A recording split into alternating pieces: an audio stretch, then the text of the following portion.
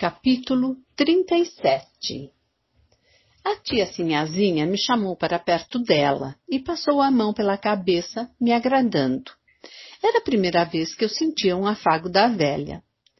Você, no mês que entra, vai para o colégio. Desde que a minha tia Maria se fora, que me falavam do colégio. Ele não vai sentir muito, porque está se aprontando para o colégio. E prepararam meu enxoval. Faziam camisas de homem para mim, e calças compridas, e ceroulas. Tinha mala nova cheia de roupa branca, para o internato. Comecei então a desviar as minhas lágrimas, pensando no tempo de colégio que viria. Não ia para ali com medo, pelo contrário, vivia a desejar o dia de minha partida. Os primos tinham ido embora, e chovia todos os dias. E os dias de chuva me deixavam preso com os meus pensamentos. O pé d'água vinha zunindo nos cajueiros, descia da mata numa carreira rumorosa, e roncava ao longe como o trem na linha. Tira o feijão do sol e empurra o balcão de açúcar. Os moleques corriam para o terreiro coberto de ramas de mulatinho secando. A chuva chegava com pingos de furar o chão e chovia dia e noite sem parar. As primeiras chuvas do ano faziam uma festa no engenho. O tempo se armava com nuvens pesadas, fazia um calor medonho. Vamos ter muita água. O meu avô ficava pelo alpendre a olhar o céu, batendo com a vara de jucá pelas calçadas. Era sua grande alegria. A bátega d'água amolecendo o barro duro dos partidos, a enverdecer a folha amarela das canas novas. Nas primeiras pancadas do inverno, os cabras deixavam o eito para tomar uma bicada na destilação. Vinham gritando de contentes, numa alegria estrepitosa de bichos. Mas isto somente nas primeiras chuvas. Depois, aguentavam nas costas o aguaceiro, tomando seu banho de chuvisco de 12 horas. Pela estrada, passavam os cargueiros metidos em capotes, no passo moroso do cavalo. Paco, paco, paco, paco, lá iam espanando a água com os cascos. Chegavam os moradores com as calças arregaçadas, pedindo semente de algodão para o roçado. E a chuva caindo sem cessar. Ficava a olhar os riachos descendo pelos altos e a estrada que parecia um rio de lado a lado. A casa grande, escura como se fosse a boca da noite. Acendiam os candeeiros mais cedo, e a cozinha melada de lama da gente de pés no chão que entrava por lá. José Felizmino chegava de noite, respondendo às perguntas de meu avô. A terra molhou mais de um palmo, tirou-se 4,50 na planta do roçado. Acabou-se o partido de baixo. O inverno deste ano vai ser pesado. O Crumataú já desceu com muita água. Invernão. Os dias ficavam compridos. Não se tinha por onde ir. Eu dava para olhar a chuva, que era a mesma coisa sempre, engrossando e afinando, numa intermitência monótona e impertinente. À tardinha, os cabras do eito chegavam, pingando da cabeça aos pés. Vinham com as canelas meladas de lama e as mãos enregeladas de frio. O chapéu de palha pesado de água, gotejando, mas indiferentes ao tempo. Parecia que estavam debaixo de bons capotes de lã. Levavam bacalhau para a mulher e os filhos, e iam dormir satisfeitos, como se os esperasse o quente gostoso de uma cama de rico. Dentro da casa deles, a chuva de vento amolecia o chão de barro, fazendo riachos da sala à cozinha. Mas os sacos de farinha do reino eram os edredões das suas camas de marmeleiro, onde se encolhiam para sonhar e fazer os filhos, bem satisfeitos. Iam com a chuva nas costas para o serviço e voltavam com a chuva nas costas para casa. Curavam as doenças com a água fria do céu. Com pouco mais, porém, teriam o milho verde e uma caça maduro para a fartura da barriga cheia. Esses dias de chuva, agora que a minha tia se fora, me faziam mais triste, mais íntimo comigo mesmo. Acordava de manhã com a chuva correndo na goteira e nem um sinal de pássaro no gameleiro. Estirava-me na cama, pensando na vida. Todos me diziam que eu era um atrasado, com 12 anos sem saber nada. Havia meninos da minha idade fazendo contas e sabendo as operações. Só mesmo no colégio. Sabia ruindades, puxar demais pelo meu sexo. Era um menino prodígio da porcaria. E ali, sozinho, no quarto, os pensamentos maus me conduziam às gostosas masturbações. A negra Luísa me deixara. Andava de barriga empinada, com as dificuldades e os medos da primeira cria. Estava prenha e não sabia de quem. Diziam que era de todos os cambiteiros do Santa Rosa. Olhava muito para um São Luís Gonzaga que a minha tia Maria deixara na parede do quarto. Tinha vergonha dos meus pecados na frente do santo rapaz. Arrependia-me sinceramente daquelas minhas lubricidades de pequena besta assanhada. E no outro dia, enquanto a chuva derramava-se lá por fora, voltavam-me outra vez os pensamentos de diabo. Sujava os olhos do santo com meus atos imundos de sem vergonha. Num dia, a chuva parava e o sol, vingando-se das nuvens escuras que lhe taparam o rosto pegando fogo, brilhava em cima dos matos como nunca. As tanajuras aproveitavam a trégua para uma passeata por toda parte. Zuniam no pé do ouvido da gente e depois iam arrastar a bunda gorda pelo chão. Mané Firmino comia, torradas, com farinha seca, as tanajuras que pegava. Era melhor do que galinha, dizia ele.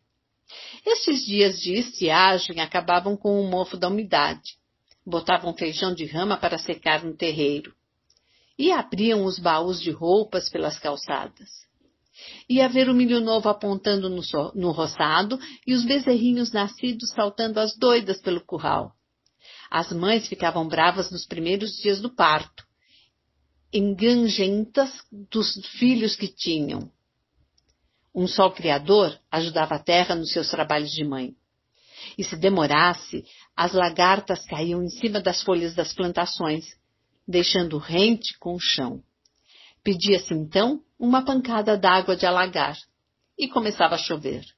Os pés de milho crescendo, a cana acamando na várzea, o gado gordo e as vacas parindo. Capítulo 38. O engenho estava moendo quando se ouviu um rumor de pancada na boca da fornalha. Eram 2 cabras brigando de cacete e faca de ponta. Mané Salvino e o negro José Gonçalo. O de arma na mão avançava para o que sacudia o cacete pequeno, que chega tímia na cabeça de escapole do outro. O engenho todo correu para ver a briga. Os cabras não atendiam aos gritos do velho José Paulino. Deixem os negros se estragar. Já estavam na bagaceira, grudados como cachorros, num vai-vem de pancadas e de golpes. Nisto, o negro Gonçalo deu um grito e tombou para um lado, com a mão na barriga. E Mané Salvino, em disparada, pelo cercado. Pega o cabra! Pega o cabra! Corria gente de todos os lados atrás do assassino. Mestre Fausto sacudiu um tijolo e ele caiu de bruços por cima da cerca de arame. Já estava amarrado de corda, e o outro estendido com as 2 facadas mortais. Pedia água olhando para a gente com o olho amortecido, e nem dava um gemido. Quero água, com uma fala rouca de tísico, arrastando a voz como um bêbado. Leve o homem para o sobradinho. Mas quando pegaram nele, os braços caíram bambos. Estava nas últimas. Moleque bom, ordeiro, diziam do ofendido. Mais tarde, chegavam a mulher e os filhos num berreiro doloroso. Era um choro alto, pungente, o da negra e dos moleques pequenos. 5 filhos miúdos e um de peito ainda. Botaram o defunto na rede. Ia para o corpo de delito no pilar. A família saiu atrás, enchendo aquela boa tranquilidade rural de uns lamentos de canto fúnebre. O outro estava na casa de bagaço, apanhando. Valei-me, minha senhora! Valei-me, minha senhora! e o cipó de boi roncando nas costas. Lapute, lapute! E o grito de misericórdia do negro no chicote. Vá dizer ao seu Juca que eu não quero estar aqui. Mande o cabra para a vila. Entregue à justiça. Lá, façam dele o que quiserem. Aqui não. Estas surras não adiantam nada. E o cabra vinha com a cabeça lascada, gotejando. A camisa toda suja de sangue, com as cordas amarrando nos braços. Não olhava para ninguém. Diabo malvado! O negro me afrontou, seu coronel. Quando saiu para o pilar, foi com um bando atrás. Muitos já estavam do lado dele. Cadeia se fez foi para homem. A mulher e os filhos choravam também, pedindo proteção ao senhor de engenho. O defunto deixara as tábuas do sobradinho encardidas de sangue. Rasparam com bucha no outro dia, mas a mancha ficou. Sangue de gente não larga. Sempre que estávamos pelo engenho, não pisávamos por cima daquilo, com medo. Espalhavam que enquanto aquele sangue não se sumisse, o defunto ficaria aparecendo por ali. Havia gente que vira o negro deitado pelos picadeiros. E as visagens começaram a aparecer. Uns tinham encontrado o engenho moendo no seco. Outros, carros de boi andando sem sair do lugar. E o negro Gonçalo tombando cana. Essas histórias chegavam na cozinha, onde ninguém duvidava. O pé de marizeiro andava de um lado para outro do rio. E todo dia havia um sonho de botija para contar. Não se falava mais de lobisomem. As almas do outro mundo tomavam conta do medo do povo do Santa Rosa. Capítulo 39. Tinha uns 12 anos quando conheci uma mulher, como homem. Andava atrás dela, beirando a sua tapera de palha, numa ânsia misturada de medo e de vergonha. Zefa Cajá era a grande mundana dos cabras do eito. Não me queria. Vá se criar, menino enxerido. Mas eu ficava por perto, conversando com ela, olhando para a mulata com vontade mesmo de fazer coisa ruim. Ficou comigo uma porção de vezes. Levava as coisas do engenho para ela. Pedaços de carne, queijo roubado do armário. Dava-lhe dinheiro que o meu avô deixava por cima das mesas. Ela me acariciava com uma voracidade animal de amor. Dizia que eu tinha gosto de leite na boca e me queria comer com uma fruta de vez. Andava magro. Este menino está com vício. Era mesmo um vício visguento aquele dos afagos de Zefa Cajá. Saía do café para a casa dela. Ia depois do almoço e depois do jantar. Foram dizer ao meu avô: o menino não sai da casa da rapariga. O velho José Paulino então passou-me uns gritos. Se não fosse para a semana para o colégio, dava-lhe uma surra. Mas não fez o barulho que eu esperava. Para estas coisas, o velho olhava por cima. A sua vida também fora cheia de irregularidades dessa natureza. Quando brigou com o tio Juca por causa da mulata Maria Pia, ouvi a negra generosa dizendo na cozinha: quem fala? Quando era mais moço parecia um pai d'égua atrás das negras. Seu Juca teve a quem puxar. Mas eu tinha que pagar o meu tributo antecipado ao amor. Apanhei doença do mundo. Escondi muitos dias do povo da Casa Grande. Ensinaram-me remédios que eu tomava em segredo na beira do rio. Dormia no sereno a goma com açúcar para os meus males. Não melhorava. Tinha medo de urinar com as dores medonhas. E, por fim, souberam na Casa Grande. Foi um escândalo. Daquele tamanho e com gálico. Botaram Zé Cajá na cadeia e eu, desconfiado, com vergonha de olhar o povo. Fiquei um caso de todos os comentários, de risadas. O meu tio Juca tomou conta do tratamento. Onde eu chegava, lá vinham com indiretas. Menino danado! E comecei a envaidecer-me com a minha doença. Abri as pernas, exagerando-me no andar. Era uma glória para mim essa carga de bacilos que o amor deixara pelo meu corpo imberbe. Mostravam-me as visitas masculinas como uma espécime de viralidade adiantada. Os senhores de engenho tomavam deboche de mim, dando-me confiança nas suas conversas. Perguntavam pela Zefa Cajá, chamavam-na de professora. puxou ao avô. E riam-se, como se eu fosse uma coisa inocente, este libertino de 12 anos. O moleque Ricardo pegara na mesma fonte a sua doença de homem. Estava entrevado na rede, sem dar um passo. Eu tinha medo de ficar como ele. E me precavia de tudo, prendendo meus remédios em escravidão. O meu companheiro pagara mais caro que eu o seu imposto de masculinidade. Curava-se com os remédios de casa, as garrafas de raiz de mato com aguardente de cana. A minha foi pior do que a sua, é de cabresto. Parecia um orgulho da ruindade de cada um. O tio Juca não dava tréguas. Levava-me aos banhos para o tratamento rigoroso de seringa. Bebia refresco de pega-pinto em jejum, chá de urinana de manhã à noite. E os diuréticos me faziam vergonha. Mijou na cama. E era um debique de todo mundo. Isto lá é homem, dizia o velho José Paulino quando soube da minha fraqueza. A negra França lavava os panos da minha doença. Batia no rio as minhas imundícies purgadas. Com um mês mais, já estaria em ponto de ir para o colégio. A doença do mundo me operara uma transformação. Via-me mais alguma coisa que o menino, e mesmo já me olhavam diferente. Já não tinham para mim as condescendências que se reservam às crianças. As negras faziam-me de homem. Não paravam as conversas quando eu chegava. Encheriam-se. Procurava as lavadeiras de roupa pela beira do rio. Ficavam quase nuas, batendo os panos nas pedras. Tomava banho despido junto delas, olhando suas partes relaxadamente descobertas. Sai daí, menino safado! Mas riam-se, gostando da curiosidade. Agora o engenho oferecia-me o amor por toda parte. Na senzala, na beira do rio, nas casas de palha. Os moleques levavam-me para as visitas por debaixo dos matos, esperando a vez de cada um. Na casa grande, os homens achavam graça de tanta libertinagem. Menino vadio, só pai de chiqueiro.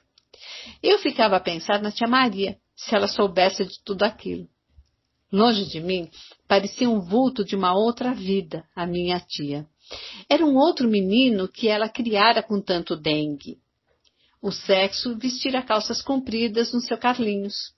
E o coração de um menino depravado só batia ao compasso de suas depravações. Estava até esquecendo a doce ternura de minha segunda mãe. Corri os campos como um cachorro no cio, esfregando a minha lubricidade por todos os cantos. Os moradores se queixavam. Ninguém pode deixar as meninas em casa com seu Carlinho. João Rouco deu-me uma carreira por causa do filho pequeno, que eu quis pegar. Em junho, iria para o colégio. Estava marcado o dia de minha partida. Lá ele endireita. Recorriam ao colégio como uma casa de correção. Abandonavam-se desleixos para com os filhos, pensando corrigi-los no castigo dos internatos. E não se importavam com a infância, com os anos mais perigosos da vida. Em junho, estaria no meu sanatório. Ia entregar aos padres e aos mestres uma alma onde a luxúria cavara galerias perigosas. Perder a inocência, perder a grande felicidade de olhar o mundo como um brinquedo maior que os outros. Olhava o mundo através dos meus desejos e da minha carne. Tinha sentidos que desejavam as botas do polegar para suas viagens. No dia seguinte, capítulo 40. No dia seguinte, tomaria o trem para o colégio. O meu tio Juca me levaria para os padres, deixando carta branca a meu respeito. Acordei com os pássaros cantando no gameleiro. Tocavam dobrados ao meu bota fora. E uma saudade antecipada do engenho me pegou em cima da cama. Vieram me acordar. Há tempo que estava de olhos abertos na companhia de meus pensamentos. Uma outra vida ia começar para mim. Colégio amansa menino. Em mim havia muita coisa precisando de freios e de chibata. As negras diziam que eu tinha o mal dentro. A tia Sinhazinha falava dos meus atrasos. Os homens riam-se das intemperanças dos meus 12 anos. Menino safado, menino atrasado, menino vadio. O meu puxado entrava e saía sem ninguém dar por ele. Ia ficando bom com a idade. E nada de Deus por dentro de mim. Era indiferente aos castigos do céu. Os lobisomens faziam-me mais medo. A minha religião não conhecia os pecados e as penitências. O pavor do inferno eu confundia com os castigos dos contos de Trancoso. Tudo entrava por uma perna de pinto e saía por uma perna de pato. Ia para a cama sem um pelo sinal e acordava sem uma Ave-Maria. O meu São Luís Gonzaga devia olhar com nojo para o seu irmão afundado na lama. Agora o colégio iria consertar o desmantelo desta alma descida demais para a terra. Iriam podar os galhos de uma árvore para que os seus brotos crescessem para cima. Quando voltar do colégio vem outro, nem parece o mesmo. Todo mundo acreditava nisso. Este outro, de que tanto falavam, seria o sonho de minha mãe. O Carlinhos que ela desejava ter como filho. Esta lembrança me animava para a vida nova. Vá se vestir. A minha mala seguira na cabeça do Zé Guedes para a estação. Iríamos depois a cavalo. E nessa viagem, beirando os partidos de cana, passando pela porta dos moradores, a minha saudade se demorava por toda parte. O seu Carlinhos vai para o colégio. E vinham os moleques olhar para mim. O tio Juca na frente, e eu, ronceiro, seguindo em cada passo do coringa o engenho que se ficava para trás. Na porta de Zefa Cajá, só se viam uns panos estendidos no sol, a casa de portas fechadas e mulheres de pano na cabeça, no roçado de perto. Um sol de 9 horas enxugava a terra ensopada de chuva da noite. A enxada limpava o mato bonzinho de cortar. Os pés do povo deixavam o seu tamanho no barro mole da estrada. Lá vinha um moleque com uma carga de milho, com a folha verde arrastando no chão. Ia para a canjica e as pamonhas da negra generosa. O engenho dava-me assim as suas despedidas, como os namorados, fazendo os derradeiros agrados. Na estação estava o povo de Angico esperando o trem. Vai para o colégio, já estava em tempo. As mulheres me achavam parecido com a Clarice. Os homens conversavam com o tio Juca. Já sabiam da minha doença e me chamavam para as perguntas inconvenientes. O trem pedira licença de Itabaiana, partira do Pilar. A gente o via se enroscando na curva do Engenho Novo. Depois, sumindo no corte, roncava perto.